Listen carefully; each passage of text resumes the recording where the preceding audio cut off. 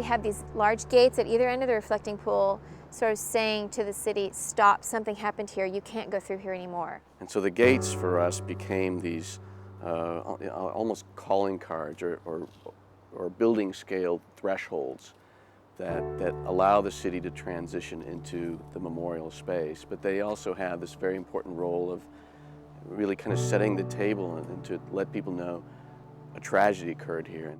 The gates of time are bronzed bookends that capture the moment of the bombing between them. The gate to the east is 9:01 a.m., the minute before the blast. The 9:03 gate represents the minute after the explosion, when healing begins. 4 stories tall, they each feature an empty space between 2 walls. A vestibule is a very appropriate way of thinking about that space. A space that allows you to transition from everyday life into the more sacred space. And so we are very much interested in creating a more compressed room that allows people to kind of leave their thoughts behind, the hustle and bustle of everyday life, and to really start to focus, compress their emotions and think more about this memorial space. As the sun sets, the gates take on a different character. It was important that the experience of the gates change during the day and at night. And so hence we clad these concrete walls with bronze and allowing light to glow from behind the bronze panels so that at night these very stout, heavy gates almost feel like they start to lift upwards towards the heavens. And you have this change of sense of understanding of the space, and suddenly your thoughts are more about the sky and less about the events that happened as the earth was scarred. Please walk now to the Survivors Wall, located in the southeast corner of the memorial, next to the 9:01 gate. Press pause until you're ready to continue your tour again. The 2 surviving walls from the Federal Building are located here, on the eastern end of where the Murrah Building stood. And we thought that it was so important that they play an important role in your understanding of the site. And so we attempted to do all we could to maintain the integrity of these walls, and also started to see them as a chapel-like space in which you could begin to focus not just on the surviving walls, but actually on the names of the survivors of the bombing. Etched in granite are the names of those who know of April 19th by having been there. 4 panels from the Murrah Building contain the roll calls of those who survived the fertilizer bomb.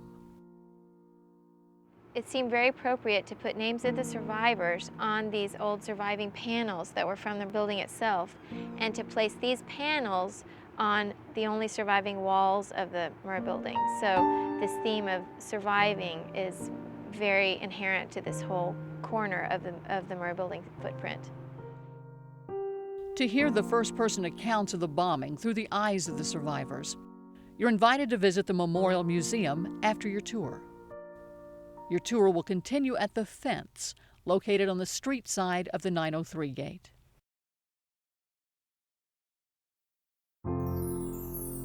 A chain-link fence was erected around the bombing site during rescue and recovery efforts. The fence became a magnet for well-wishers who left messages of condolences and gifts hanging from it. A portion of the original fence now stands on the west side of the memorial.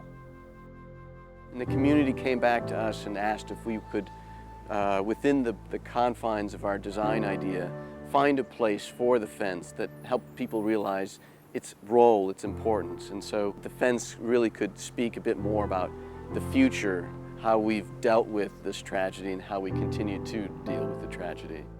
Visitors continue to leave mementos on the fence, reminders of the deep emotional bond that exists between Oklahoma City and the world. Please continue your tour in the Rescuer's Orchard, the grove of trees just west of the Survivor Tree. The Rescuer's Orchard is a living tribute of fruit and flowering trees. It honors the thousands of volunteers who rushed to Oklahoma City in the aftermath of the bombing. Many are redbud trees, native to Oklahoma. They paint a brilliant border of color around the memorial. We chose redbuds to surround the Survivor Tree because of their color. They bloom in April, they're beautiful, and they help us during during that time when the bombing happened, and we're remembering that every year in April. And then we have these red buds there in their brilliant color to comfort us in some way, and to also help us remember all the people who came to help. The trees stand in formation, much like the army of rescue personnel who came to the site. And we very much wanted to select plants that would complement the American elm of the survivor tree, which also changes colors quite beautifully in the seasons. It's this brilliant bright yellow, and so around that brilliant yellow in the fall we picked pistache trees that had a fiery red color. And so it was very much about reminding people that life has cycles. There are good times and there are bad times, and we always have that next season to look forward to see if we can become stronger. The orchard stands as a proud reminder of the rescuers who, often at their own expense, came from around the nation and from around the block in those moments after 9/03. Our final stop on the tour will be the children's area located in front of the museum entrance. Simply press pause until you're ready to complete the tour. The children's area features giant chalkboards where little ones can express themselves. They represent innocence, they represent hope to all of us.